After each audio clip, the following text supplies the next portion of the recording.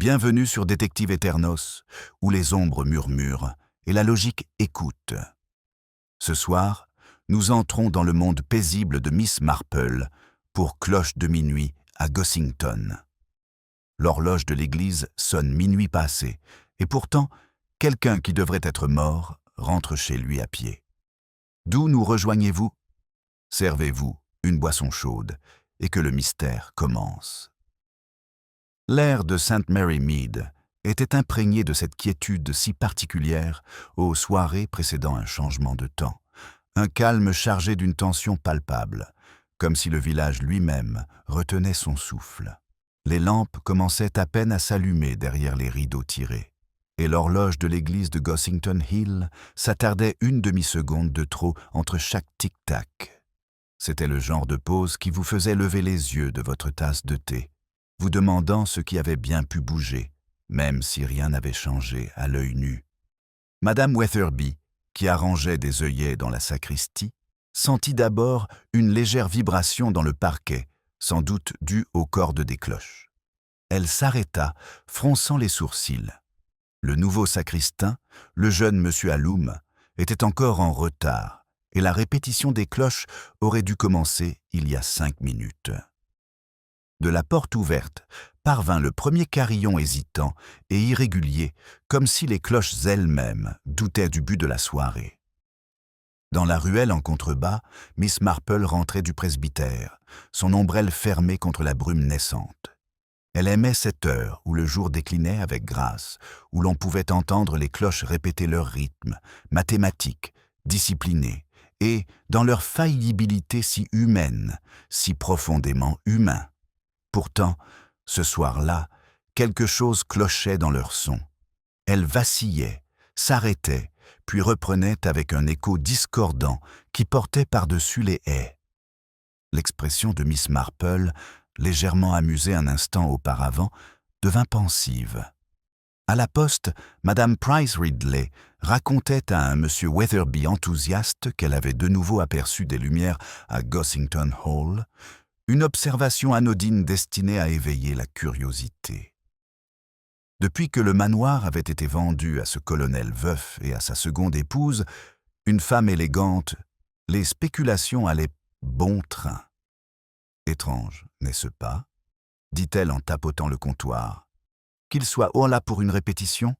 J'ai entendu la bonne dire que les cloches l'empêchent de dormir. Peut-être que quelqu'un a l'intention de les faire taire. » La remarque se répandit comme une traînée de poudre dans le village. Lorsqu'elle parvint à mademoiselle Hartnell chez l'épicier, la rumeur courait déjà que le colonel s'était querellé avec le marguillier au sujet du bruit. À l'heure du souper, il était certain qu'il avait menacé de porter plainte. Et à la tombée de la nuit, alors que les cloches sonnaient désormais un carillon inquiétant, chaque fenêtre de la rue principale semblait vibrer de conjectures. Dans son salon, Miss Marple se versa un modeste verre de lait et termina son tricot avec une précision tranquille. Elle connaissait le rythme des commérages bien avant que la radio ne commence à relayer les affaires du monde. Les commérages, à bien y regarder, étaient un mécanisme de défense collectif, un moyen pour le village de préserver sa conscience. Pourtant, constate-t-elle, ils obéissent à une logique bien particulière. Une seule fausse note, et toute l'harmonie pouvait s'effondrer. Dehors, la brume s'épaississait autour des grilles du cimetière. La tour se dressait comme une sentinelle face à la lune, ses cloches s'éteignant une à une, jusqu'à ce qu'il ne subsiste plus qu'un léger grincement de cordes et de poulies. C'est alors qu'une petite silhouette, peut-être un enfant, peut-être pas, fut aperçue traversant la place, portant ce qui semblait être une robe de chœur pliée. La silhouette disparut près du porche, laissant derrière elle le bruit d'un loquet à demi enclenché, puis relâché. Lorsque le dernier écho s'estompa, le village poussa un soupir de soulagement. Les rideaux furent tirés, les lampes tamisées, et la vie reprit son cours. Mais 1 heure plus tard, un cri déchira le silence.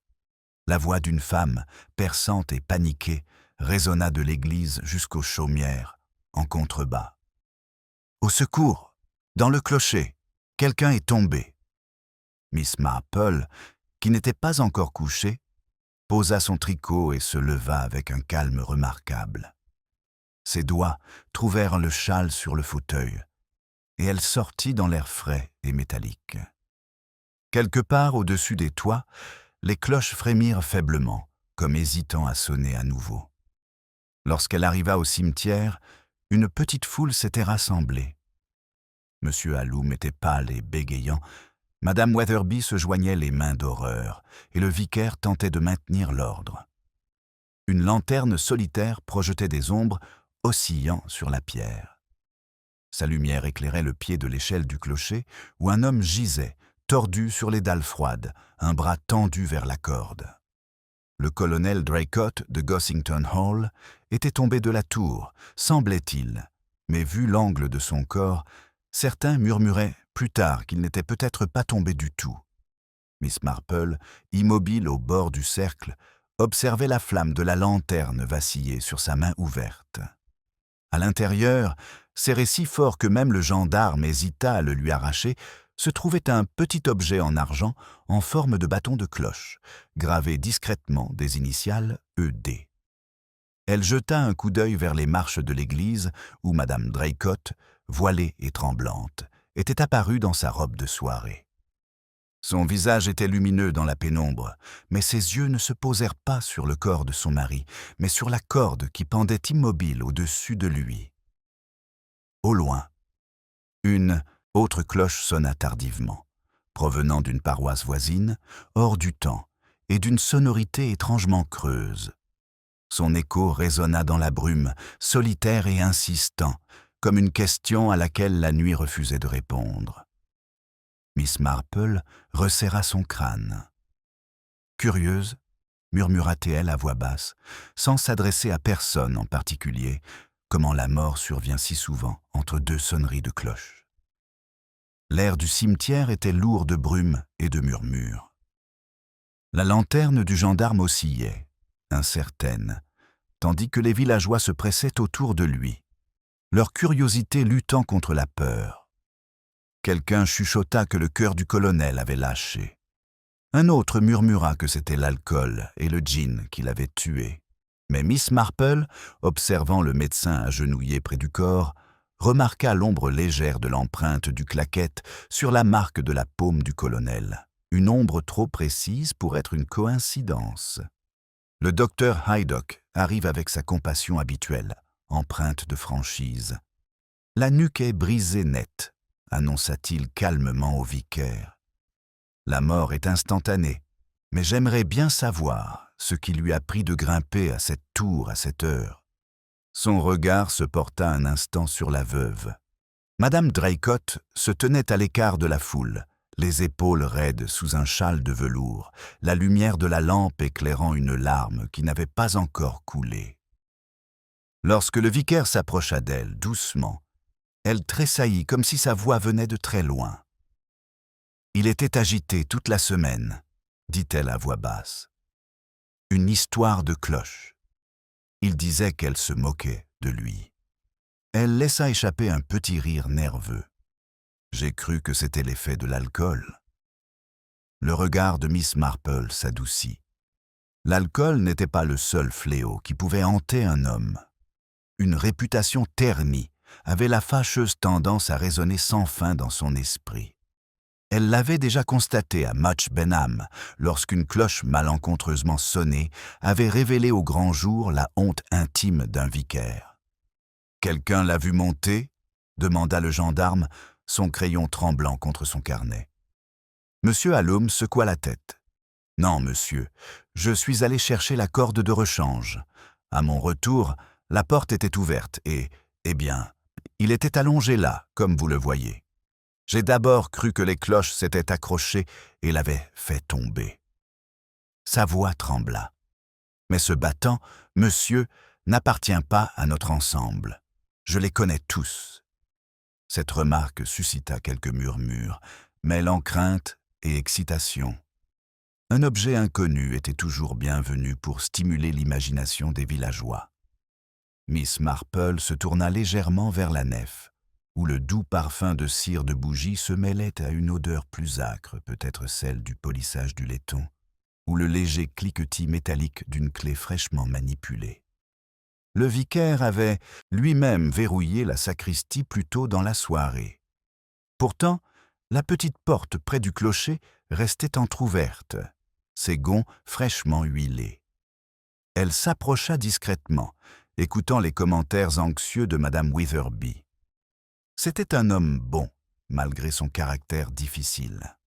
Il payait toujours les fleurs, même lorsqu'il n'assiste pas à l'office. Bien sûr, sa femme était d'une prétention insupportable. Elle n'avait jamais l'air à l'aise à l'église.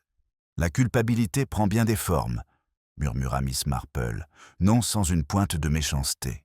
« Et parfois, elle se pare de soi. » Madame Wetherby cligna des yeux, incertaine de devoir accepter. Le corps est enfin soulevé et porté vers la sacristie, recouvert du manteau du bedeau.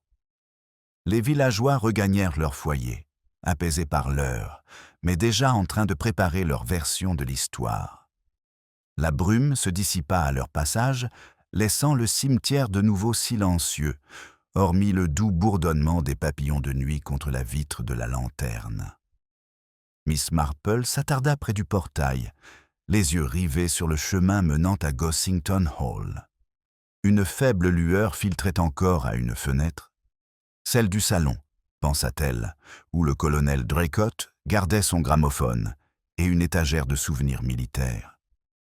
Parmi eux, se souvenait-elle, figurait un ensemble de clochettes miniatures en argent.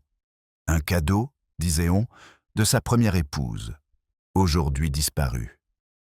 Étrange de se remémorer un tel souvenir à un moment pareil, et pourtant, la mémoire avait souvent la fâcheuse tendance à ressurgir aux moments les plus inopportuns. Le vicaire la rejoignit, le visage pâle sous l'effet de la tension. Vous avez sans doute déjà entendu les rumeurs. Ils diront que c'était un accident, par décence. Les gens préfèrent un accident, répondit doucement Miss Marple. Cela ne demande aucune imagination. Il soupira. Pensez-vous le contraire? Elle regarda la corde qui pendait encore de la poutre de la tour. Je crois que la vérité se révèle rarement d'elle-même, monsieur Clément. Il faut la cajoler, comme une cloche réticente. Un faible son, plus qu'un écho, descendit, non pas celui de cloche, mais celui de quelque chose de plus léger. Un doux cliquetis venant de l'intérieur de la tour, rythmé, presque délibéré. Le gendarme se précipita pour regarder, mais lorsque la lanterne balaya l'escalier, il n'y eut rien, seulement des particules de poussière et une corde qui ondulait dans le courant d'air. Du vent? Peut-être, dit le vicaire d'un ton incertain. L'expression de Miss Marple reste inchangée. Oui, dit-elle. Le vent imite souvent ce que nous avons le plus envie d'entendre. Elle prit enfin le chemin du retour, d'un pas mesuré, ses pensées déjà en train de trier ce qu'elle avait vu, la charnière huilée, le battant manquant, la peur du bruit de la veuve. Le tableau de la folie humaine se dessinait, faiblement, comme des notes s'organisant sur une portée. Derrière elle, dans l'obscurité de la sacristie, le battant d'argent brillait faiblement dans le sac à preuve du constable, reflétant le vacillement de la lanterne mourante comme une cloche attendant patiemment le prochain coup. Au matin, St. Mary Mead baignait dans une clarté trompeuse. La brume de la nuit précédente s'était dissipée et l'air portait cette fausse propreté propre aux jours qui suivent une tragédie, quand tout semble presque trop ordinaire. Pourtant, derrière les rideaux de dentelle et les marchés fraîchement balayés, les rumeurs de la chute du colonel Draycott planaient en filigrane sur chaque amabilité. Même le laitier, d'ordinaire indifférent au commérage, s'attardait trop longtemps à chaque portail. Miss Marple, les gants de jardinage encore humides après avoir soigné ses géraniums, accepta une tasse de thé de sa servante et écouta discrètement le bourdonnement de la radio dans un coin. La musique ne l'intéressait pas, elle masquait simplement les faibles murmures provenant de la rue où deux femmes se demandaient si la veuve du colonel s'était évanouie ou avait hurlé en découvrant le corps. Les aiguilles de son stylo cliquetèrent doucement. Le chagrin, pensait-elle, ne produisait aucun son que l'on puisse retranscrire fidèlement. Seule la culpabilité avait des intonations dont les villageois se souviennent précisément. En milieu de matinée, l'inspecteur Craydon arrive de Melchester. Grand et l'air légèrement fatigué, son chapeau déjà rejeté en arrière. Il semblait résigné. Il avait l'air d'un homme habitué aux explications claires et espérait que celle-ci en serait une. Miss Marple l'accueillit devant le presbytère, où il s'entretenait avec le gendarme. « C'est terrible, madame, » dit-il poliment lorsqu'elle lui présente ses condoléances. « Aucune trace de lutte, aucune empreinte, autre que celles attendues. Le sacristain insiste que la porte de la tour était fermée quand il est parti. Malgré tout, ce genre d'accident arrive. »« Bien sûr que oui, » répondit-elle d'un ton doux. « Et pourtant, si souvent, aux moments les plus inopportuns. » Il hocha légèrement la tête, distrait, visiblement peu habitué aux énigmes conversationnelles, et se replongea dans ses notes. Miss Marple poursuit son chemin vers le village de Gossington Hall. L'allée montait doucement, bordée de haies, bien taillée, et embaumée du léger parfum des roses tardives. Le manoir se dressait, isolé parmi les arbres, ses fenêtres reflétant le pâle soleil. Une demeure qui en faisait un peu trop, pensa-t-elle, elle. La richesse récente masquait les vieux malheurs. Madame Draycott la reçut dans le salon. Les volets étaient entr'ouverts, malgré la belle journée. Elle était resplendissante en noir de deuil, ce qui lui donnait davantage l'air d'une actrice jouant la comédie du chagrin que d'une veuve le vivant pleinement. Ses mains, pâles et fines, reposaient sur le bord d'un plateau à thé en argent. « Je crains de ne pas être présentable, Miss Marple, » dit-elle d'une voix tremblante. « Mais le vicaire a mentionné votre visite hier soir. J'ai pensé qu'il serait impoli de ne pas vous remercier. » « Le chagrin n'a jamais besoin d'être poli, » dit doucement Miss Marple en s'asseyant. « Je pensais que vous préféreriez peut-être une petite conversation tranquille, comme le font souvent les femmes quand les hommes sont occupés à poser des questions. » Les lèvres de Madame Draycott esquissèrent un sourire. « Ils ont été très gentils. Je me demande bien ce qu'il y a à enquêter. Mon mari a toujours été impulsif.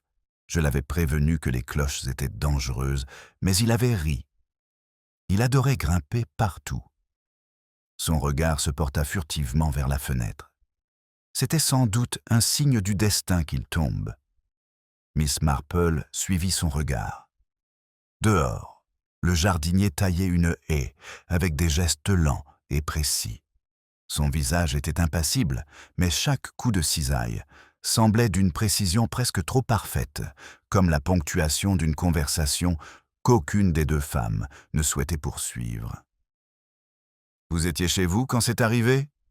demanda doucement Miss Marple. « À la bibliothèque, » répondit-il aussitôt. Il lisait. Le colonel était allé chercher un document auprès du conseil paroissial. Il était consciencieux, vous savez. « Oui, » dit Miss Marple, « c'est un trait de caractère qui peut peser sur un homme. » Madame Draycott la regarda d'un air sévère, puis esquissa un sourire forcé. Il pouvait être difficile, mais il n'était pas méchant. On dit des choses terribles après la mort, mais ce pas, comme si les ragots pouvaient expliquer ce que le cœur refuse d'admettre. Miss Marple remua son thé. Les villages ont leur façon de maintenir un équilibre. Quelques mots échangés permettent d'éviter de plus grands chocs par la suite. La main de la veuve se crispa sur sa tasse. « Équilibre », répéta-t-elle d'une voix faible. « Vous le présentez comme une équation mathématique. »« À certains égards, » murmura Miss Marple, « c'est le cas. » Un silence s'installa, long et feutré, ponctué par le tic-tac d'une horloge. Dans le couloir, un domestique laissa tomber un plateau, et les deux femmes sursautèrent au bruit sec. Lorsque le bruit cessa, Miss Marple remarqua sur la cheminée une petite photographie encadrée du colonel, aux côtés d'une femme plus âgée et bien moins belle que son épouse actuelle. Son premier mariage, sans doute. Entre leurs silhouettes, à peine visibles, pendait une petite clochette d'argent, retenue par un ruban. Peu après, Miss Marple se leva et remercia son hôtesse pour le thé. Madame Draycott la raccompagna jusqu'à la porte avec une assurance qui semblait calculée. Ce n'est qu'une fois le pied posé sur le gravier que Miss Marple se retourna et aperçut la veuve à la fenêtre, la main légèrement posée sur la vitre, comme si elle guettait un murmure inaudible. Sur le chemin du retour, Miss Marple repasse devant le cimetière. Le gendarme était agenouillé près des marches du clocher, traçant au sol une légère empreinte, là où la lanterne avait roulé la nuit précédente. Non loin de là, gisait un petit morceau de soie bleue, accroché à un clou. Elle se pencha pour l'examiner. Un fragment de robe, peut-être. Ou de robe de cœur. Les cloches, au-dessus, restaient muettes, tandis qu'une simple corde sans battant oscillait doucement dans la brise, son ombre tremblant légèrement contre la pierre. Miss Marple la contempla longuement, comme si elle attendait qu'elle prenne la parole. Puis elle se tourna vers le presbytère, le visage serein, mais l'esprit déjà en train de tisser des liens qui, avec le temps, révéleraient un schéma à la fois familier et légèrement tragique. Le jardin du presbytère scintillait d'un calme inquiétant. Des moineaux sautillaient sur le chemin de gravier, tandis que Miss Marple s'arrêtait près des hortensias, ses pensées s'attardant sur l'énigme silencieuse que la matinée avait laissée. Le morceau de soie bleue, plié dans son mouchoir, était léger comme l'air mais chargé de questions. Du porche de l'église parvenait le murmure des voix. L'inspecteur Craydon interrogeait une fois de plus le sacristain. Son ton portait l'impatience imperturbable d'un homme qui préférait les faits aux sentiments. Miss Marple entra discrètement, sa silhouette menue se fondant dans la fraîcheur de la nef. L'inspecteur leva les yeux, chapeau à la main, et lui adressa un signe de tête poli. « Ah, Miss Marple, vous semblez être en avance sur nous ce matin. »« Je ne marchais qu'au loin, inspecteur, » répondit-elle d'un ton doux. « On apprend beaucoup en repassant 2 fois au même endroit, dans une humeur différente. » Croydon esquissa un sourire, incertain s'il devait y voir de la philosophie ou une plaisanterie. « Nous avons confirmé que la porte était bien verrouillée avant la chute. Monsieur Hallam en est certain. Il n'y a aucune trace d'effraction. À moins que vous ne pensiez que le colonel avait une clé. » Le regard de Miss Marple se porta sur les tuyaux d'orgue, où la poussière scintillait sous d'étroits rayons de soleil. Les hommes, attachés aux convenances, gardent souvent les clés de lieux qu'ils fréquentent rarement, dit-elle. Une habitude de contrôle plutôt qu'une nécessité. Avant que l'inspecteur n'ait pu répondre, une petite silhouette surgit de derrière le paravent de la sacristie. C'était Edwin Perks, le plus jeune enfant de chœur, le visage constellé de taches de rousseur, les yeux écarquillés, visiblement coupable d'écouter aux portes. Croydon fronça les sourcils. « Dehors, gamin, ce n'est pas une cour de récréation. » Mais la voix douce de Miss Marple l'interrompit. « Je crois que Edwin a quelque chose à dire. »« N'est-ce pas, ma chère ?» Le garçon hésita, puis se rapprocha en serrant sa casquette. « Je ne voulais pas vous voir, madame. Je revenais juste chercher mon recueil de cantiques après la répétition. J'ai vu quelqu'un près de la porte de la tour hier soir. Pas le colonel, quelqu'un de plus petit. » Croydon se redressa. « Qui était-ce ? » ?»« Je ne sais pas, monsieur. Il faisait sombre, mais ils avaient un châle, comme celui de madame Wetherby peut-être. Ou bien il s'arrêta brusquement, jetant un regard vers Miss Marple comme pour chercher refuge. « Ou quelqu'un qui prétendait être plus âgé, » conclut doucement Miss Marple. « Avez-vous remarqué autre chose ?» Il hocha la tête en baissant la voix.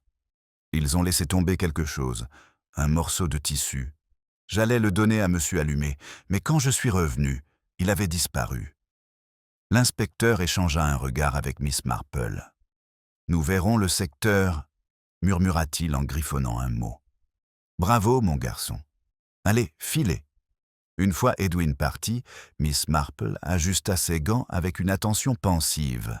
« Les enfants voient souvent ce que les adultes ne voient pas, inspecteur. On leur apprend à bien se tenir, ce qui, bien commodément, les empêche de voir la moitié des méfaits du monde. Mais de temps à autre, ils entrevoient une vérité dérangeante. Signification ? Autrement dit, expliqua-t-elle, quiconque se tenait près de cette porte souhaitait passer pour une personne inoffensive, et peut-être à juste titre. Croydon fronça les sourcils. « Vous croyez donc que ce n'était pas un accident ?» Miss Marple sourit, mais son regard demeura grave. « Je crois que la nature humaine sonne rarement aussi clairement qu'une cloche. Il y a toujours une fissure, même ténue. » Elle le laissa à son travail et traversa la ruelle pour se rendre à la poste. À l'intérieur, Madame Price Ridley, absorbée par son récit, s'adressait à une mademoiselle Hartnell captivée au sujet de l'idée scandaleuse selon laquelle Madame Draycott pourrait finalement ne pas hériter du manoir. « On dit que le colonel a modifié son testament, » murmura-t-elle d'un ton théâtral. Il y a eu une querelle au sujet des bijoux de famille de la défunte épouse. L'avocat arrive de Bath demain. Miss Marple acheta un paquet de timbres dont elle n'avait pas besoin et fit une remarque anodine sur le fait que les morts subites aiguisaient souvent les souvenirs liés aux documents administratifs. Les deux femmes clignent des yeux, ne sachant pas si elle approuvait ou les mettait en garde. Elle les laisse à leur propre interprétation. Sur le chemin du retour, elle croisa M. Alum près du mur du cimetière, qui s'essuyait les mains sur son manteau. Son visage était marqué par les épreuves de la vie, bien plus nombreuses que son âge ne le laissait supposer. « C'est terrible, madame, » dit-il. Le colonel n'était pas apprécié, mais personne ne le lui souhaitait. « J'imagine que non, » répondit Miss Marple. « Il avait un caractère. Difficile, peut-être ? » « C'était court, » admit Alum. « Surtout avec les gars. Il disait qu'ils étaient mous, qu'ils n'arrivaient pas à tenir le rythme. Il n'aurait pas dû crier du bas du clocher pour nous rappeler de faire attention au tempo. Bizarre, parce que la semaine dernière, il a dit que quelqu'un trafiquait les cordes. J'étais nerveux. Et maintenant ? Il hésite. Maintenant, je n'en suis plus si sûr. Il y a une corde coupée nette près du nœud. Je l'ai trouvée ce matin en rangeant. » Miss Marple marque une pause, son regard se posant sur la silhouette de la tour. Un curieux hasard. En effet, monsieur Alum. Les cloches ne choisissent pas souvent leur propre silence. La remarque sembla le troubler. Il se remua maladroitement et inventa une excuse confuse, prétextant qu'il allait astiquer les poulies. Miss Marple le regarda partir, un léger froncement de sourcils marquant son visage. De l'autre côté de la pelouse, les rideaux de la veuve s'agitèrent légèrement, dévoilant sa silhouette pâle se détachant sur le fond de la fenêtre, immobile et attentive, comme si elle attendait un bruit invisible. Miss Marple enfonça plus profondément le tissu de soie bleue dans sa poche. Il y avait de la musique dans le village, mais pas de celle qui parvenait jusqu'à l'oreille. Le léger cliquetis d'une tasse de thé tira Miss Marple de sa rêverie. Il provenait de la cuisine du presbytère, où la bonne, Elsie, rôdait près de la fenêtre, le visage blême. « Excusez-moi, madame, » murmura-t-elle, « mais M. Alum vient de repasser en courant. Il était si près qu'il aurait pu trébucher. » Le visage blanc comme un linge, et quelque chose caché sous son manteau. Miss Marple posa son tricot, se leva sans hâte et prit son châle. « Merci, Elsie. On constate souvent que ceux qui fuient la vérité sont bien moins rapides qu'ils ne le croient. » Elle sortit, où le soleil de l'après-midi filtrait à travers les nuages épars, sa chaleur insuffisante pour dissiper le malaise qui s'installe à St. Mary Mead. À la porte du cimetière, une légère odeur d'huile et de poussière flottait dans l'air. À l'intérieur, elle trouva l'inspecteur Croydon accroupi près de la porte du clocher, examinant une bobine de corde effilochée. M. Alum se tenait non loin, casquette à la main, tremblant. « Je l'ai trouvée dans la remise, monsieur, » balbutia-t-il. « Je n'avais pas cru que c'était la même jusqu'à ce que je voie la coupure, nette comme un rasoir. » Croydon serra les dents. « Vous avez dit tout à l'heure que les cordes avaient été trafiquées. Vous voulez dire que vous ne l'avez pas signalé avant ? » « Je ne voulais pas d'ennui, » marmonna le sacristain. « Le colonel m'avait passé un savon pour négligence. Mais si je le remplaçais discrètement, personne ne s'en apercevrait. » Miss Marple regarda la corde, l'expression indéchiffrable. « C'était très attentionné de votre part, monsieur Hallam, même si la prévenance peut être une vertu dangereuse lorsqu'elle reste cachée. » Elle se pencha. Les fibres étaient lisses là où elles avaient été coupées, non effilochées. Une main délibérée, inspecteur, et une main qui savait masquer la précision sous des airs de hasard. Croydon la regarda, son froncement de sourcils s'accentuant. « Tu crois que quelqu'un l'a coupée pour provoquer la chute ? » « Je crois, » répondit-elle doucement, « que quelqu'un voulait rappeler au colonel sa propre fragilité.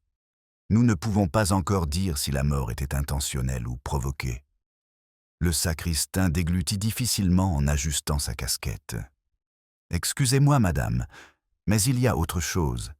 J'ai trouvé ceci sous le clocher. » Il sortit de sa poche un petit objet, une clé en laiton, sur un ruban rouge, légèrement terni. Elle n'appartenait pas à l'église, je vous le jure.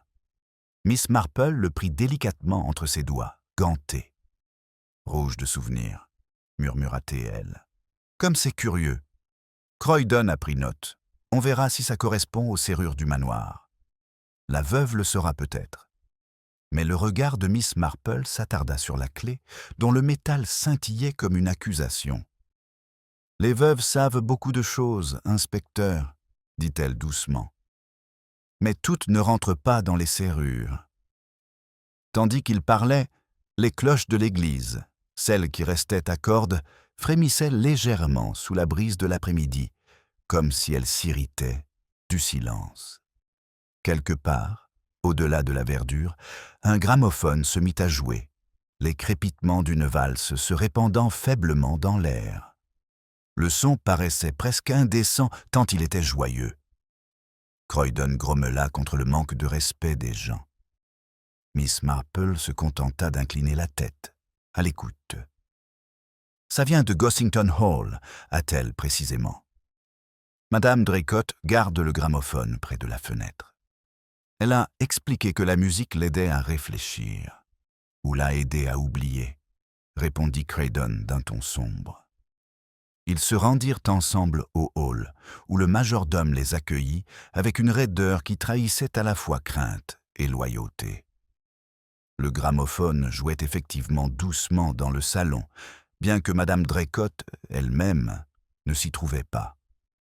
À sa place, une jeune servante était agenouillée près d'un meuble bas, en refermant précipitamment un tiroir. « Qu'est-ce que tu manigances, gamine ?» aboya l'inspecteur. La bonne s'est figée. « Je faisais juste du polissage, monsieur. » La voix de Miss Marple, douce mais ferme, résonna dans la pièce. « Il vaut mieux dire la vérité tant qu'elle paraît encore respectable, ma chère. » Les larmes montèrent aux yeux de la jeune fille. J'allais la lui rendre. La petite clochette en argent disait qu'elle lui appartenait. Je l'avais seulement empruntée pour lui porter chance, vraiment. Croydon plissa les yeux. « Vous avez volé la veuve ?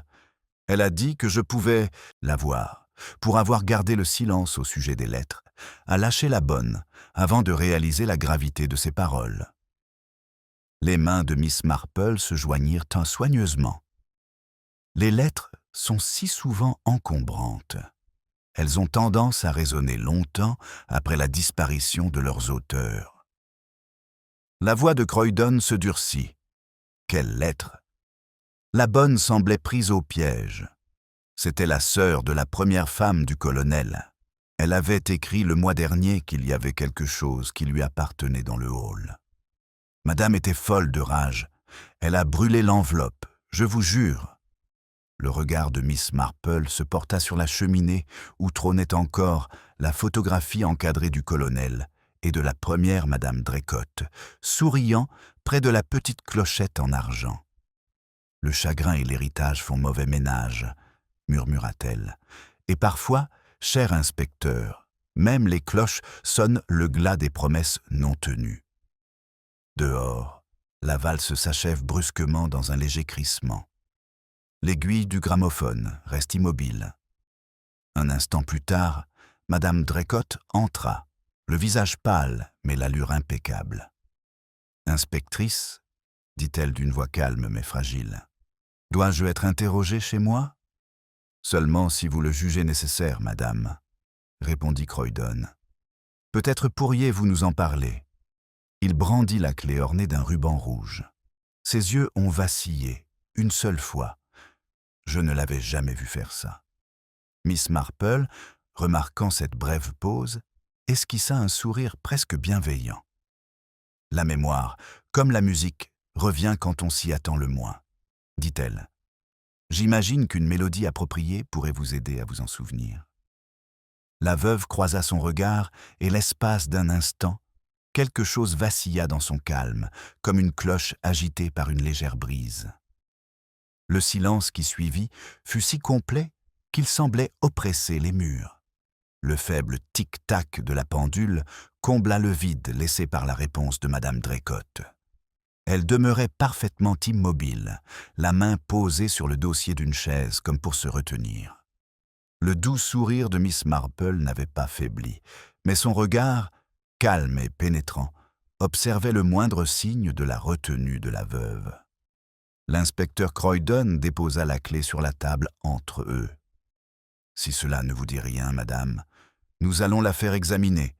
Peut-être que l'avocat pourra confirmer si le colonel en était propriétaire. » Le regard de Madame Draycott se posa un instant sur le ruban rouge qui contrastait avec le bois poli, et une expression proche du dégoût traversa son visage. « Vous pouvez faire comme bon vous semble, inspecteur, » dit-elle enfin. « Mon mari a gardé suffisamment de secrets pour remplir le cimetière, mais je vous assure que celui-ci n'était pas l'un des miens. » Miss Marple inclina la tête, d'un ton presque contrit. Les secrets sont des compagnons si encombrants pour les vivants. Ils ne savent jamais vraiment quand s'en aller. La veuve se retourna brusquement. « Est-ce censé être un sermon, Miss Marple ?»« Une simple observation, » répondit-elle d'une voix douce. « J'ai remarqué que la culpabilité se pare souvent de vertu, tandis que l'innocence n'éprouve aucun besoin d'édulcorer la vérité. » Croydon s'éclaircit la gorge, impatient de reprendre la procédure. « Nous reviendrons demain, madame. Je vous serai reconnaissant de ne toucher au bureau du colonel que lorsque nous l'aurons examiné attentivement. Alors je vais le verrouiller, » dit-elle d'un ton froid. « Ainsi, vous serez certain que je n'y ai pas touché. » Le regard de Miss Marple se porta de nouveau sur la clé, légèrement amusé par l'ironie de la situation. Tandis qu'il quitte la pièce, le faible carillon d'une horloge à l'étage interrompit le silence. Ses chauds d'un, son unique écreu, résonnaient dans les couloirs. Ce n'était ni l'heure, ni la demi-heure.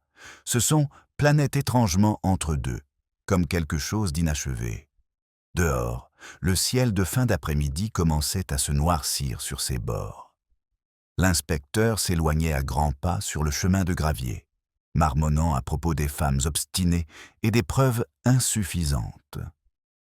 Miss Marple le suivait à son rythme, ses pensées s'enchaînent avec douceur. Elle décelait des motifs dans les petites choses, le rythme des cloches, les couleurs des rubans, le tremblement d'une voix lorsqu'on parlait d'amour ou de perte. La nature humaine, songeait-elle, était un chœur de notes discordantes. Pour entendre la mélodie sous ce brouhaha, il fallait de la patience et l'oreille pour la dissonance. À la grille, elle s'arrêta. Une ombre traversa l'allée. C'était de nouveau M. Alum, qui se déplaçait rapidement, le col de son manteau relevé. Il portait un paquet emballé dans du papier contre sa poitrine. Lorsqu'il la vit, il hésita, hocha maladroitement la tête et disparut sur le chemin latéral en direction de l'église. Miss Marple le regarda partir, les coins de ses lèvres s'adoucirent, laissant transparaître un mélange de pitié et de curiosité. De retour au presbytère, elle trouva le révérend Clément plongé dans une conversation avec sa femme, Griselda, qui astiquait l'argenterie avec l'air d'une femme en proie à l'ennui. « Ma chère Jane », s'exclama-t-elle à l'entrée de Miss Marple, « on dirait que l'une de vos théories vient de se confirmer. »« Pas encore », répondit Miss Marple d'un ton léger. « Mais j'ai vu une ou deux questions qui commencent à se poser d'elles-mêmes. » Le vicaire avait l'air soucieux. « C'est vraiment déplaisant. Pauvre Draycott. Et maintenant, ces histoires de lettres et de clés. Si ça continue, on va faire la une des journaux du village. »« Les villages sont un peu comme des horloges, monsieur Clément, » répondit Miss Marple. « Il faut les remonter régulièrement, sinon la vérité cesse de fonctionner. » Griselda rit. « Tu fais toujours passer le péché pour une chose si banale. » Miss Marple esquissa un sourire, mais n'ajouta rien. Lorsqu'elle arriva plus tard à son cottage, les lampes étaient déjà allumées et l'air embaumait légèrement la lavande. Elle tira les rideaux, mit une bouilloire à chauffer et s'assit un instant dans son fauteuil, près de la fenêtre. De là, elle aperçut la silhouette indistincte du clocher et plus loin encore, les fenêtres supérieures de Gossington Hall.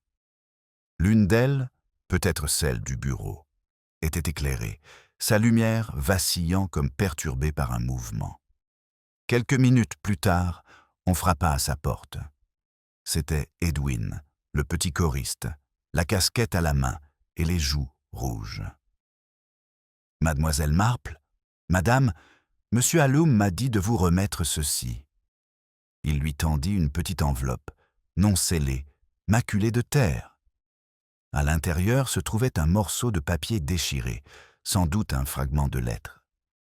L'encre avait bavé, mais une phrase restait lisible. La cloche n'était pas destinée à lui. Monsieur alla matheux. « Il dit où il l'a trouvé ?» demanda-t-elle doucement. Le garçon secoua la tête. « Simplement parce qu'il était plus en sécurité avec toi. » Une fois partie, Miss Marple déposa le fragment à côté de la clé ornée d'un ruban rouge sur sa table. Deux petits objets ordinaires, et pourtant, ensemble, ils vibrent d'une suggestion silencieuse. Elle sentait le motif se resserrer, comme si des fils invisibles tiraient chaque pièce vers son centre inéluctable.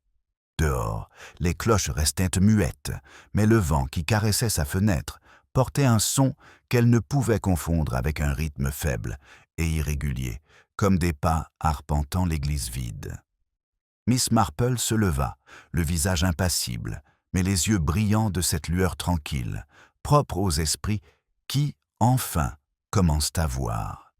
Le rythme reprit, mesuré, insistant, et légèrement creux, comme si une main invisible sondait le silence plutôt que les cloches elles-mêmes.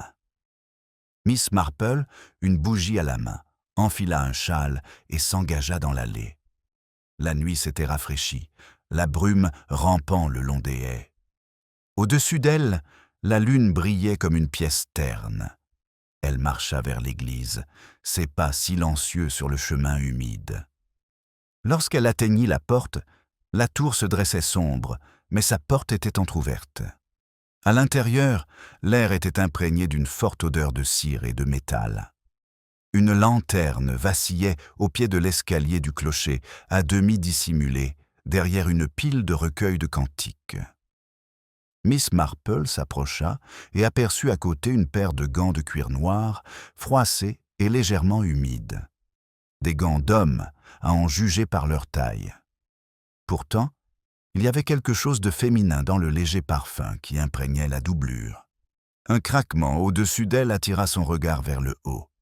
Une ombre se déplaça le long de la plateforme supérieure, s'arrêtant devant les cordes de la cloche. Un instant, elle crut apercevoir les épaules étroites de Monsieur Allumé, mais le mouvement était trop prudent, trop délibéré. Avant qu'elle puisse dire un mot, la silhouette disparut dans l'obscurité, ne laissant derrière elle que le léger balancement d'une corde. « Qui est là ?» La voix venait de derrière elle. L'inspecteur Croydon, lanterne à la main, ses bottes crissant sur les dalles. « Mademoiselle Marple, vous ne devriez pas vous promener à cette heure-ci. »« Les clochers non plus, inspecteur, » dit-elle doucement. « Il semble y fréquenter des gens plutôt agités. » Il fronça les sourcils en scrutant les ombres. « Avez-vous vu quelqu'un ?»« J'ai constaté l'absence de quelqu'un. » A-t-elle répondu, ce qui est presque aussi révélateur. Ils gravirent ensemble l'étroit escalier, la lanterne projetant une lumière tremblante sur les murs de pierre. Près du premier palier gisait un petit ciseau aux manches cassées.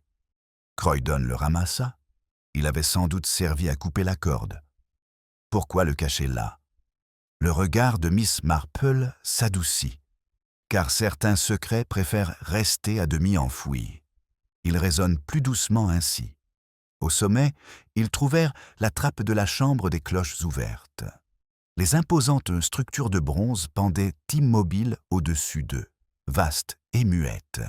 Seules les cordes oscillaient légèrement, agitées par la brise nocturne. L'air y était plus froid, imprégné d'un léger parfum d'encens. Une petite bougie vacillait près de la poutre, sa flamme se courbant sur le côté comme si elle venait d'être dérangée. Croydon soupira. Si c'est ça une blague, c'est plus que de mauvais goût. Mais Miss Marple examinait la poussière près de la trappe, deux empreintes, d'une légère, l'autre profonde. Celle-ci était tachée d'une traînée bleue. « Ce n'est pas une plaisanterie, je crois, » dit-elle doucement. « Plutôt l'écho d'une affaire inachevée. » Ils descendirent, et lorsqu'ils atteignirent le perron, les premières lueurs de l'aube pointent déjà vers le ciel. L'inspecteur l'escorte jusqu'à son portail, avec un mélange de respect et d'exaspération. « Vous devriez vous reposer, Miss Marple. Nous posterons un homme près de la tour. Celui qui tire les ficelles ne tardera pas à se montrer. »« Les jeux ont des règles, inspecteur, » murmura-t-elle. « Mais la culpabilité, non. Elle se glisse par des ouvertures auxquelles on ne pense jamais. » Dans sa chaumière, elle ralluma le feu et déplia de nouveau le morceau de lettre. La phrase lui paraissait plus incisive à présent, la cloche ne lui avait jamais été destinée. Le pronom avait une sonorité étrange. Avait-elle été écrite par une femme ou à propos d'une femme? Elle se souvient du visage impassible de Madame Draycott, de la mention des lettres par la servante et de la colère du colonel au sujet des cloches. La trame sous-jacente suggérait quelque chose à propos du son, d'une punition déguisée en rituel. Au petit déjeuner, le village bruissait déjà de rumeurs. Madame Price Ridley déclara à la poste que l'église était hantée, tandis que mademoiselle Hartnell insistait sur le fait que M. Halloum avait simplement perdu la raison. Le sacristain, quant à lui, était introuvable. En milieu de matinée, Croydon revint, chapeau à la main, l'air soucieux. « Halloum est parti, » dit-il à mademoiselle Marple. « Il n'est pas venu travailler. Sa chaumière est vide, mais il y a un mot sur la table qui dit qu'il est parti à Portsmouth rendre visite à son frère. Parti pendant la nuit. » Les aiguilles à tricoter de Miss Marple s'arrêtèrent, net. « Oh là là !» murmura-t-elle, « on se réfugie rarement auprès de sa famille quand on a peur. On se réfugie plutôt dans ce qui nous est familier. » Croydon cligna des yeux. Que signifie-t-il? Ce qui signifie qu'il n'est pas allé bien loin. Il trouve du réconfort là où la culpabilité a pris racine. Il laissa échapper un soupir las. « Vous avez toujours l'air de faire de la poésie, Miss Marple. Je préfère mes coupables décrits en prose simple. » « Ah !» dit-elle en esquissant un sourire, « mais les êtres humains s'exécutent rarement. » Après son départ, elle prit son manteau et se dirigea de nouveau vers l'église. La lumière du matin révéla ce que la nuit avait dissimulé sur un étroit sentier derrière la tour. Menant au ruisseau, l'herbe y était aplatie par le passage récent. Près de l'eau gisait une chaussure couverte de boue et sans lacets. Elle s'accroupit et l'examina longuement, avant de remarquer, à demi enfouie dans la vase, une petite plaque de laiton, ternie mais encore lisible, offerte au colonel Arthur Draycott par les sonneurs de cloche de Gossington, 1929. Elle le retourna entre ses mains. Les bords étaient lisses, usés par le toucher, comme s'il avait été souvent manipulé. Sous la gravure se trouvait une légère éraflure, 3 lettres, grossièrement gravées. Edie Miss Marple se redressa lentement, levant les yeux vers le manoir qui se dévoilait de l'autre côté de la prairie. Le soleil scintillait sur l'une de ses fenêtres, l'éblouissant un instant. Lorsque la lumière s'estompa, il lui sembla apercevoir une silhouette se détachant parfaitement entre les rideaux, observant une silhouette. Pour la première fois ce matin-là, Miss Marple sentit son calme vaciller. « Comme c'est étrange !» murmura-t-elle, presque pour elle-même. « Les vivants aiment tant hanter les morts. » La silhouette à la fenêtre s'attarda un instant avant de disparaître dans l'ombre. Miss Marple glissa la plaque de laiton dans son réticule, le regard fixé sur le manoir de l'autre côté de la prairie. L'air matinal s'était réchauffé, chargé d'une étrange odeur métallique, comme si l'atmosphère même de Gossington s'était imprégnée du parfum de son secret. Elle se dirigea vers l'allée, d'un pas vif mais assuré, le laiton poli frais contre sa paume. Aux portes du manoir, elle trouva Madame Witherby qui flânait avec un panier de fleurs, aux couleurs bien trop vives pour exprimer des condoléances. « Quel dommage, Miss Marple !» soupira-elle en pressant les pétales entre ses doigts gantés. « On dit que Madame Draycott n'a pas fermé l'œil de la nuit. Pourtant, elle avait très bonne mine ce matin, étonnamment sereine pour une femme en deuil. Le chagrin se pare de ses plus beaux atours pour les voisins. Dit doucement Miss Marple, et elle continue son chemin. À l'intérieur, le majordome la conduisit à la bibliothèque, où Madame Draycott se tenait près de la fenêtre ouverte, une cigarette se consumant doucement entre ses doigts. Son reflet scintillait faiblement sur le mur. Glaçage double image, mi-femme, mi-fantôme. Sur le bureau derrière elle se trouvait une enveloppe ouverte, timbrée aux armoiries d'un avocat de Bath. « Vous avez la fâcheuse habitude, Miss Marple, » dit la veuve sans se retourner, « d'apparaître précisément quand on souhaite qu'on nous laisse tranquilles. »« C'est une habitude de l'âge, je le crains, » répondit Miss Marple. « On devient assez pointilleux sur le moindre désagrément. » Les lèvres de la veuve esquissèrent un léger tressaillement. « Et qu'est-ce qui vous amène aujourd'hui? De la sympathie ou de la suspicion? Peut-être les deux. J'ai trouvé ceci. » Elle a délicatement posé la plaque sur le bureau. C'était près du ruisseau derrière l'église. Le regard de Madame Draycott s'y est porté furtivement, puis s'est détourné. Mon mari a dû le laisser tomber. « C'est possible, » dit Miss Marple. « J'imagine toutefois qu'il y tenait trop pour le perdre. Les objets gravés ont tendance à nous faire prendre conscience de ce qu'on ne peut oublier. » La veuve se retourna brusquement. « Vous croyez que j'y suis pour quelque chose? Mon Dieu, qu'est-ce que j'y gagnerais? Une maison qui ressemble à un mausolée et des villageois qui chuchotent à mon passage. » Parfois, dit doucement Miss Marple, ce que l'on gagne est plus paisible que l'argent. La remarque reste en suspens entre eux. Dehors, une cloche de la lointaine paroisse d'East Mellis sonna pendant une demi-heure, son son parvenant par la fenêtre ouverte comme un pouls fantomatique. La main de la veuve trembla et la cendre de sa cigarette se brisa, se dispersant sur le tapis. « Vous êtes très perspicace, Miss Marple, » dit-elle enfin. « Mais l'intelligence peut être cruelle. La première femme de mon mari a laissé une ombre auprès de laquelle personne ne pouvait vivre. Il restait assis des heures à contempler sa photo. Quand je le suppliais de la ranger, il me disait que je ne comprendrais jamais la différence entre l'amour et la possession. C'est une très vieille confusion, murmura Miss Marple, et elle ne se limite pas au mariage. Madame Draycott perdit son sang-froid et porta une main à sa gorge. Vous ne savez pas comment il était à la fin. Il entendait sans cesse les cloches lui parler avec sa voix. Parfois, il se réveillait en hurlant qu'elle était prisonnière à l'intérieur. Le ton de Miss Marple était compatissant, sans être indulgent. Peut-être avait-il raison, d'une certaine manière. Certaines personnes continuent de vivre à travers l'écho qu'elles laissent derrière elles.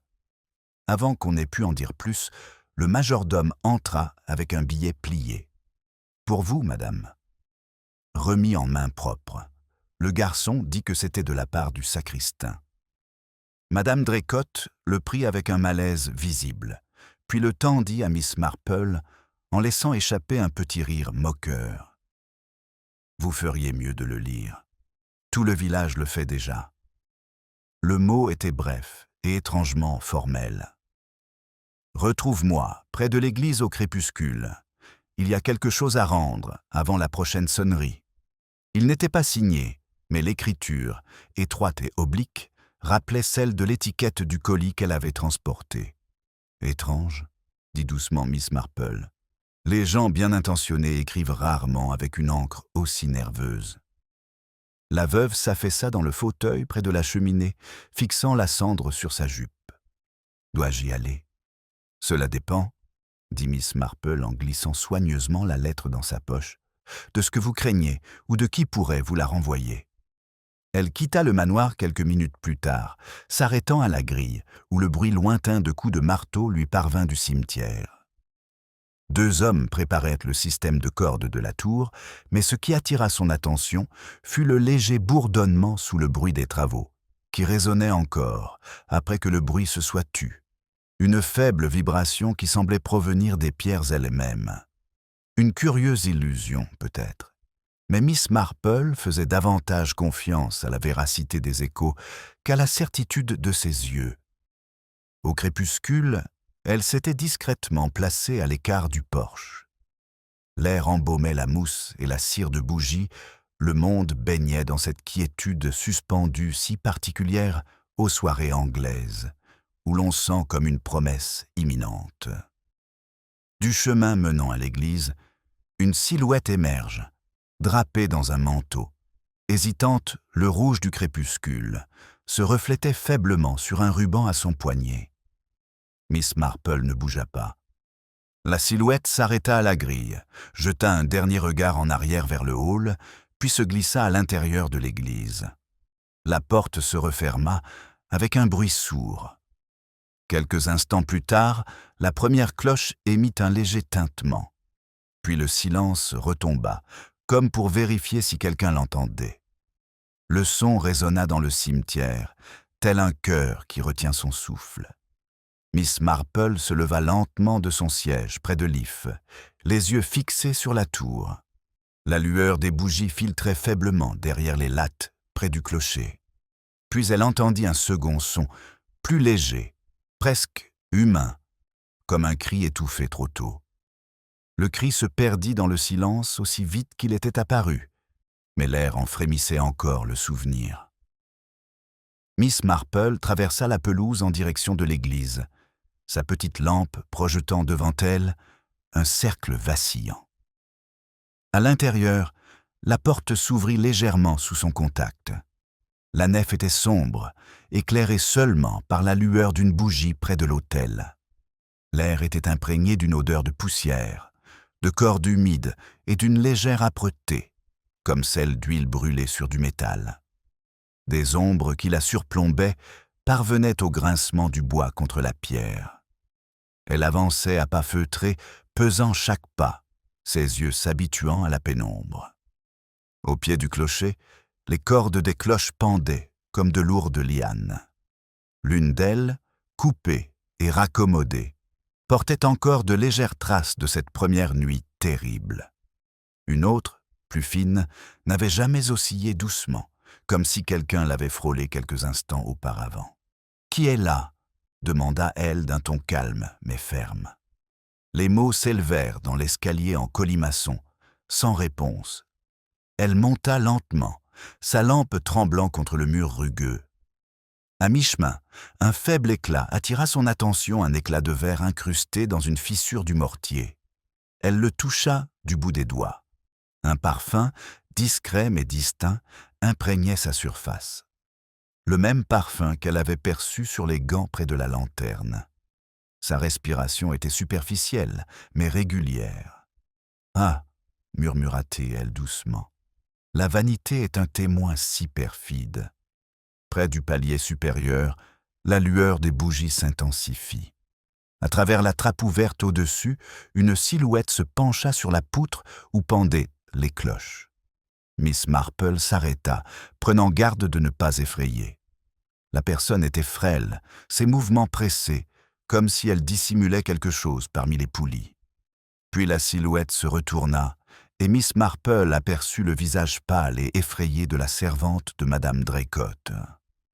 « Mon enfant, » dit-elle doucement en s'avançant dans la lumière, « tu vas te blesser avec ces cordes. » La jeune fille eut un hoquet de surprise, manquant de laisser tomber le petit objet métallique qu'elle tenait.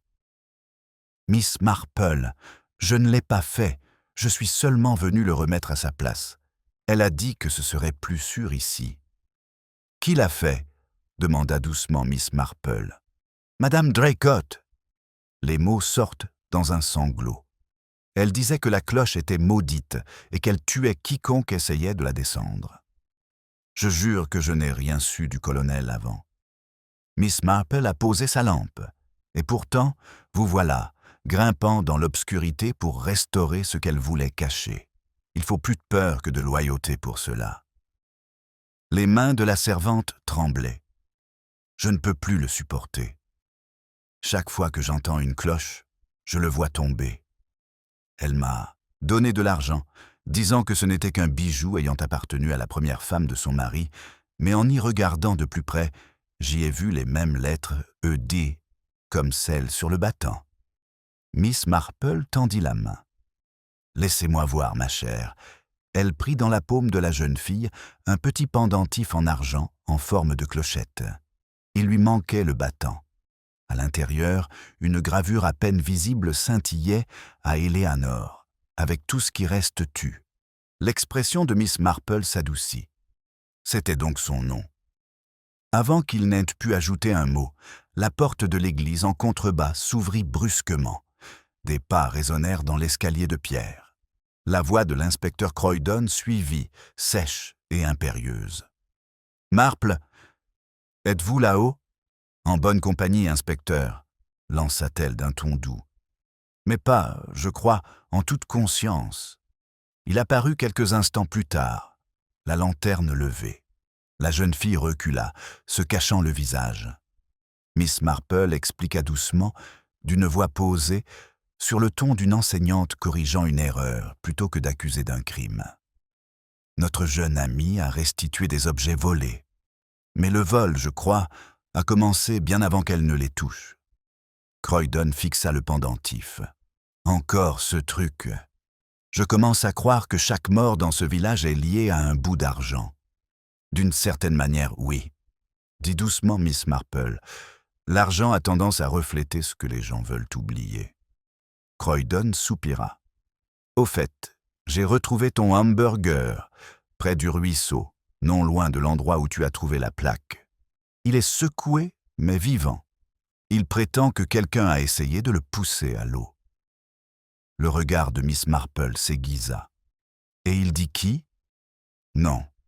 Mais il s'emballe en disant qu'il a entendu des cloches alors qu'aucune ne sonnait. »« Alors je crains, » dit-elle doucement, « que notre village ne soit de plus en plus peuplé de fantômes, certains bien réels, d'autres vivants. » Elles descendirent ensemble, la servant à la traîne, serrant le bas de son manteau. Au pied de la tour, Miss Marple s'arrêta près de la porte. Dehors, la nuit semblait d'un calme absolu, comme si le monde retenait son souffle. Elle retourna le pendentif entre ses doigts, sentant sa surface fraîche vibrer légèrement contre sa peau. « Inspecteur, » dit-elle, « voici une question que vous pourriez poser demain à Madame Draycott. Demandez-lui si elle n'a jamais appris le nom de jeune fille de sa prédécesseur. » Il fronça les sourcils. « Qu'est ce que cela prouverait ? » Seulement, répondit-elle en glissant le pendentif dans sa poche, si le passé n'avait pas résonné sous un faux nom depuis tout ce temps. Ils sortent. La lune avait grimpé plus haut, pâle et lointaine, argenté les pierres tombales. Du fond de la ruelle, une cloche émit un son lent et hésitant, commun jusqu'à ce que sonné par le vicaire, peut-être ou par une rafale de vent dans les cordes. Pourtant, le son s'attarda trop longtemps, vibrant dans l'air comme une présence vivante. Miss Marple leva les yeux vers le clocher, le visage impassible. Quelque part, entre l'écho et le silence, elle sentit les premiers signes de compréhension se former. L'écho s'estompa, laissant place à un silence si fragile que même le bruissement du châle de Miss Marple sembla être une intrusion. L'inspecteur se tenait un pas derrière elle, fronçant les sourcils en regardant la tour. « Le vent, je suppose » murmura-t-il. « Dans ce village, tout devient superstitieux à la nuit tombée. »« Le vent est rarement régulier, inspecteur, » dit-elle doucement, et cela sonnait très juste. Elle se dirigea vers le porche, d'un pas lent mais résolu. Le clair de lune projetait de longues ombres sur l'herbe, effleurant les pierres tombales comme de pâles doigts. Quelque part derrière la haie, une chouette ulula d'une voix posée, comme pour approuver. Miss Marple s'arrêta au porche et se retourna vers le cimetière. « Vous voudrez veiller cette nuit, » dit-elle. « Non pas sur les esprits, mais sur ceux qui en ont besoin. » Croydon soupira, mais acquiesça. « Vous voulez dire la veuve ?» « Ou à quiconque entend encore son nom résonner du clocher, » murmura-t-elle. Au matin, l'église attirait les visiteurs comme une plaie attire la curiosité. Les villageois se rassemblent le long du chemin, chuchotant à propos des cloches de minuit et des confessions fantomatiques. Le vicaire, pâle mais imperturbable, s'efforçait de faire taire ces rumeurs. Miss Marple arriva tôt, sa présence sereine apaisant le malaise de la foule. Elle tenait à la main le pendentif en argent, fraîchement poli, les mots gravés désormais parfaitement distincts au soleil. L'inspecteur Croydon l'a rencontré près de la sacristie. « Nous avons de nouveau parlé au sacristain, » a-t-il dit. « Il jure que c'est Madame Draycott qui l'a attiré au ruisseau. Elle prétend qu'elle voulait qu'il rende aux morts ce qui leur appartenait. Mais elle affirme n'avoir jamais quitté le manoir. » Miss Marple le regarda avec douceur. Tous deux disaient peut-être la vérité, chacun à sa manière. Ce qui signifie que l'un d'eux ment, rétorqua-t-il. Pas nécessairement. La culpabilité et la peur altèrent les souvenirs tout autant que le temps. Elle le suivit dans l'église, où la veuve était assise près de la balustrade de l'autel, son voile noir abaissé malgré la clarté du jour. L'air était encore chargé de fumée de bougies, dont le parfum rappelle légèrement les étranges événements de la nuit. Madame Draycott se leva à leur approche, son calme imperturbable. « Vous êtes encore venu m'accuser, » dit-elle doucement. « Je vous avais prévenu, je n'ai plus rien à cacher. » La voix de Miss Marple était douce. Peut-être pas. Mais il y a encore des choses à entendre. Elle déposa le pendentif sur l'autel. La veuve se raidit à sa vue. Croydon observait, attentivement. « Vous le reconnaissez ?» Un silence trop bref pour nier, trop long pour l'indifférence. Il appartenait à sa première femme, finit par dire Madame Draycott. Il le gardait enfermé dans une boîte. Je pensais que c'était inoffensif de le prendre en souvenir. « Vous voulez dire comme un rappel », corrigea doucement Miss Marple. « Un rappel qu'on peut hériter de biens matériels, mais jamais d'absolution. » La veuve serra le poing. Il me tourmentait avec son souvenir. Les cloches, c'était son œuvre, disait-il. Il les avait nommées d'après elle, d'après Éléanore. Chaque dimanche, il m'obligeait à les faire sonner, comme si elle était encore vivante à l'intérieur du métal. « Dites-moi, Miss Marple, cela ne rendrait-il pas quelqu'un fou ?» La voix de Miss Marple était basse, presque empreinte de tristesse. « On parle de folie quand la culpabilité devient insupportable. Je ne crois pas que vous souhaitiez sa mort. Mais je pense qu'un soir, vous avez voulu l'effrayer au point qu'il coupe une corde, peut-être pour faire taire les cloches une fois pour toutes. » Croydon inspira profondément, mais Miss Marple leva la main pour le faire taire. « Seulement, poursuit-on, elle, ignorez-vous que le sacristain avait réparé cette même corde plus tôt ? pauvre homme, il se croyait utile. Alors, lorsque le colonel monta en haut de la tour et tira sur la corde avec colère, elle céda. Madame Draycott vacilla légèrement, son voile tremblant. « Vous ne pouvez pas le savoir. »« Je m'en doute, » dit Miss Marple. Et les cloches le confirment. Depuis, elles sonnent non pas avec du métal, mais avec la conscience. Un long silence s'installa. La lumière filtrée par les vitraux colorait le sol de teintes tremblantes, rubis, or et gris cendré. La veuve s'affaissa sur le banc, son sang-froid s'effritant enfin. « Je voulais juste que le bruit cesse, » murmura-t-elle. « C'est tout ?» Croydon s'avança, le visage grave, mais non hostile.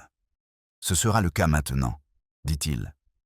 Dehors, la foule s'était dispersée, pressentant sans un mot que quelque chose s'était terminé. Miss Marple demeurait sur le seuil, le regard tourné vers la tour. La brise matinale agitait l'herbe, faisant doucement osciller les cordes des cloches contre leurs poulies.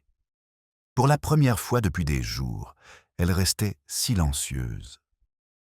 L'inspecteur Croydon la rejoignit, chapeau à la main. « Vous en avez assez vu de la mort, j'imagine, pour en être durci. » Miss Marple esquissa un sourire. « Endurci ? Oh non, inspecteur. Mais j'en ai assez vu pour savoir qu'elle n'arrive jamais sans y être invitée. On entr'ouvre toujours la porte. » Ils restèrent là, silencieux. Au-delà de la colline, parvint le faible carillon d'une autre église, marquant l'heure régulière et paisible. Miss Marple écouta, la tête légèrement inclinée, puis se retourna vers sa chaumière. Sa silhouette, petite mais assurée, se détachait sur le ciel qui s'éclaircissait. Derrière elle, les cloches de Gossington restaient immobiles, mais dans leur silence, elles semblaient résonner encore plus fort. Le silence de Gossington persista longtemps après la confession. Miss Marple longea lentement l'allée de l'église, les yeux rivés sur le clocher où la lumière du soleil scintillait faiblement à travers les lattes. C'était une lumière éclatante, jour. Ce genre de village qui feint l'innocence après les tempêtes morales. Pourtant, sous cette apparente tranquillité, le village semblait transformé, comme une horloge démontée puis remontée légèrement déréglée. L'inspecteur Croydon attendait près du portail, un dossier sous le bras, l'air respectueux mais réservé. « Les veuves ont accepté de faire une déposition complète », hâté, il déclarait. « Elle ne sera pas inculpée de meurtre, mais l'enquête sera menée. Elles diront qu'elle avait l'intention de l'effrayer. » Miss Marple acquiesça, son regard suivant l'ombre du clocher. « La peur est une arme terrible, inspecteur. Elle sonne une fois et résonne bien plus longtemps qu'on ne le croit. » Il soupira. C'est toujours comme ça, les gens se cachent de la honte jusqu'à ce que cela se transforme en tragédie. Et puis on arrange tout ça avec des rapports et des signatures, comme si les vivants pouvaient être classés comme morts. « C'est le don anglais, » répondit-elle d'un ton doux. « Nous préférons nos tragédies bien rangées. » Elles se séparèrent sur la place du village, où Madame Price Ridley et Mademoiselle Hartnell se tenaient en réunion solennelle près de la poste. Leurs voix, par petites rafales, murmuraient des phrases comme si soudain, et le colonel n'était jamais sain d'esprit. Miss Marple leur adressa un sourire poli, et les chuchotements se muèrent en sympathie. À l'heure du thé, elles le savaient, leur compassion aurait fait place à nouveau à la curiosité. Les villages guérissaient en réorganisant leur commérage. Chez elles, sa bouilloire ronronnait et le petit salon baignait dans une atmosphère d'ordre domestique. Pourtant, une trace du tumulte de la nuit persistait. Le pendentif en argent reposait sur la table, sa gravure légèrement lumineuse. Elle le retourna d'un geste délicat. Aucun battant, aucun son, et pourtant le silence de la cloche semblait chargé de sens. Elle pensa à Eleanor Draycott, sa première épouse, sainte oubliée de Gossington. Le colonel avait immortalisé son nom dans le métal, faisant résonner son souvenir à chaque office, jusqu'à ce que la foi elle-même s'en trouve vidée. Puis la seconde épouse, tiraillée entre dévotion et envie, avait tenté de faire taire cet écho. Combien de fois, songe à Miss Marple, l'amour ne se mue-t-il pas en haine, mais en lassitude? C'est la lassitude qui rend les gens insouciants, qui transforme la peur en folie. On frappa doucement à la porte, interrompant ses pensées. Le vicaire se tenait là, chapeau à la main, le visage grave. « Jane, je suis venu vous remercier. La paroisse vous est infiniment reconnaissante. »« Absurde, » répondit-elle. Ce n'était qu'une observation et un peu de calcul humain. À force d'analyser les relations humaines, on finit par voir où les choses se compliquent. Il esquissa un sourire. C'est une chance que vous soyez là. L'âme de la pauvre Madame Draycott aura besoin de prières. L'inspecteur a dit qu'elle a pleuré après votre départ. Le remords n'est pas une chose si terrible, dit doucement Miss Marple. C'est simplement la conscience qui retrouve sa clé. Ils prirent le thé près de l'âtre. Dehors, les enfants de la chorale passèrent en riant, leur voix s'élevant dans une joyeuse cacophonie. Le bruit fit légèrement tressaillir le vicaire, mais Miss Marple se contenta d'écouter. « Ils grandiront et oublieront, » dit-elle. « Et les cloches mâles sonneront à nouveau un jour. Le village ne doit pas vivre dans le silence. » Il la regarda avec une légère surprise. « Après tout ce qui s'est passé, surtout après, » répondit-elle. « Si nous restons silencieux trop longtemps, nous commençons à entendre plus clairement nos propres défauts. » Une fois partie, la pièce retrouva son calme habituel. Miss Marple rangea le service à thé en fredonnant légèrement. Par la fenêtre, elle aperçut la tour qui s'élevait au-dessus des arbres, de nouveau sereine, ses cordes fraîchement fixées, ses pierres lavées par la pluie. Elle se dressait, telle une villageoise immuable, si polie et totalement inconsciente du chagrin qu'elle abritait. Sur sa cheminée trône une petite horloge, au tic-tac régulier et apaisant. Elle la remonte et sourit. Le faible carillon qui suivit ressemblait étrangement à la première note d'une cloche. Non pas le glas lugubre qui avait hanté Gossington, mais une note claire et unique, symbole de renouveau. Assise près de la fenêtre tandis que le crépuscule s'intensifiait, elle tricotait sur ses genoux, ses pensées se mêlant au rythme des aiguilles. La nature humaine, songea-elle, était comme la musique d'église mi-harmonie, erreur, et pourtant d'une beauté persistante. Au loin, une autre cloche paroissiale entonna son carillon du soir. Le son flottait à travers les champs, se mêlant au bruissement des feuilles et au léger souffle du vent contre les pierres. Un instant, on crut que Gossington respirait à nouveau. Miss Marple leva les yeux, le visage serein. « Oui, » murmura-t-elle à la pièce vide, « les morts ont fait leur œuvre. C'est aux vivants désormais de maintenir le cap. » Le tic-tac de l'horloge était régulier et discret, marquant le fragile retour de la paix à St. Mary Mead, et dans ce village qui, un temps, avait pris le silence pour la vertu. Le soir revint sur St. Mary Mead avec une douceur propre à la campagne anglaise après le scandale. L'air était pur, embaumé d'un léger parfum de lilas et de pierres humides. De sa fenêtre, Miss Marple pouvait voir le clocher baigné d'une lumière rosée. Ces cloches immobiles, leur carillon étouffé par le recueillement plutôt que par la peur. Le village avait entamé son lent travail d'oubli. Au bout de la ruelle, les rideaux de Madame Wetherby frémissaient, au rythme de ses mouvements, signalant au voisinage que la dernière version des faits était prête à être diffusée. À l'heure du souper, il serait admis comme vérité que le colonel Draycott avait trouvé la mort dans un tragique accident, que sa veuve, malgré son caractère difficile, supportait son chagrin avec une retenue admirable et que Miss Marple, la pauvre, avait une fois de plus aidé la police discrètement. La respectabilité, telle une plante envahissante, avait déjà commencé à reconquérir les ruines. Miss Marple esquissa un sourire à cette pensée. Elle savait depuis longtemps que les commérages n'étaient pas malveillants, mais simplement une façon pour les êtres humains de transformer leur peur en histoire digne d'être racontée. Pourtant, elle éprouvait une pointe de mélancolie en voyant avec quelle rapidité une tragédie pouvait se muer en réconfort. On frappa poliment à la porte. Lorsqu'elle l'ouvrit, l'inspecteur Craydon se tenait là, chapeau à la main, le visage plus doux qu'elle ne l'avait jamais vu. « J'espère ne pas vous déranger, Miss Marple. Je pensais vous apporter quelque chose. » Il sortit un petit paquet enveloppé dans du papier Kraft. « Il vient du dépôt de preuves.